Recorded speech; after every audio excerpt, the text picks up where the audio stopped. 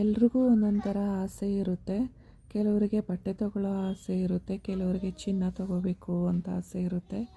But ನನಗೆ ನಮ್ಮ ಮನೆ ಚೆನ್ನಾಗಿ ಕಾಣಿಸ್ಬೇಕು ಅಂತ ಆಸೆ. ಅದು ಅಲ್ಲದೆ ನಾನು ಮನೆ ಬಿಟ್ಟು ಎಲ್ಲೂ ಹೊರಗಡೆ ಹೋಗಲ್ಲ. ಸೊ ಮನೇಲೇ ನನಗೆ ಬೋರ್ ಆಗಬಾರ್ದು ಅನ್ನೋದೇ ನನ್ನ ಇಂಟೆನ್ಷನು. ನನಗೆ ಅಂತಲ್ಲ, ಮನೇಲಿ ಯಾರಿಗೂ ಬೋರ್ ಆಗಬಾರ್ದು. ಮನೇಲಿದ್ದರೆ ಒಂಥರ ಖುಷಿ ಆಗಬೇಕು, ಯಾಕಾದರೂ ಮನೆಗೆ ಬಂದ್ವು ಅಂತ ಮಾತ್ರ ಅನಿಸ್ಬಾರ್ದು. ಸೊ ಒಬ್ಬೊಬ್ರಿಗೆ ಒಂದೊಂದು ಥರ ಅಬ್ಸೆಷನ್ ಇರುತ್ತೆ. ನನಗೆ ಈ ಥರ ಅಬ್ಸೆಷನ್. ಬಟ್ ನಾನಂತೂ ಕ್ರಿಯೇಟಿವ್ ಆಗಿಲ್ಲ, ಆದರೆ ಕಲಿತಾ ಇದ್ದೀನಿ. ತುಂಬ ದಿನದಿಂದ ರೂಮ್ಗೆ ಒಂದು ಮೇಕ್ ಓವರ್ ಮಾಡಬೇಕು ಅಂತ ಅಂದ್ಕೊತಾ ಇದ್ದೆ. ಫೈನಲಿ ಇವತ್ತು ಅದನ್ನು ಮಾಡಿದ್ದೀನಿ.